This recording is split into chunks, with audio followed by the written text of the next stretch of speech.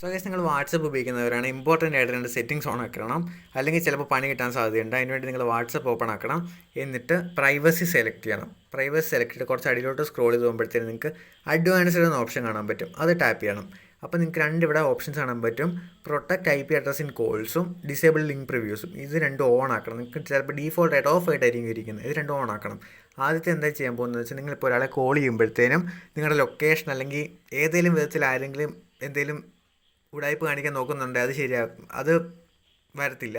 ഇത് end to end encrypted ആവും complete ആയിട്ട്. എന്ന് പറഞ്ഞാൽ കുറച്ചുകൂടെ കോളിൻ്റെ ക്വാളിറ്റി കുറയുമെങ്കിലും നിങ്ങൾ കുറച്ചുകൂടെ സെക്യൂർ ആവും. പിന്നെ ലിങ്ക് പ്രിവ്യൂസ് എന്ന് പറഞ്ഞാൽ നമ്മൾ ലിങ്ക് അയക്കുമ്പോഴത്തേനും ചിലപ്പോൾ ഒരു ചെറിയൊരു പെട്ടിയിൽ അതെന്താണെന്ന് കാണിക്കുകയില്ലേ, അതിന് മുതൽ കാണിക്കില്ല. കാരണം എന്താണെന്ന് വെച്ചാൽ നമ്മുടെ IP അഡ്രസ്സിനെ പ്രൊട്ടക്റ്റ് ചെയ്യാൻ വേണ്ടിയാണ്. എന്ന് പറഞ്ഞാൽ ചിലപ്പോൾ ഏതെങ്കിലും മലീഷ്യസ് ആയിട്ടുള്ള തേർഡ് പാർട്ടി വെബ്സൈറ്റിനും അങ്ങനെ ഒന്നും കാണാണ്ടിരിക്കാൻ വേണ്ടിയാണ് ഇങ്ങനെ ചെയ്യുന്നത്. സോ ഇതെല്ലാവരും ചെയ്യണം.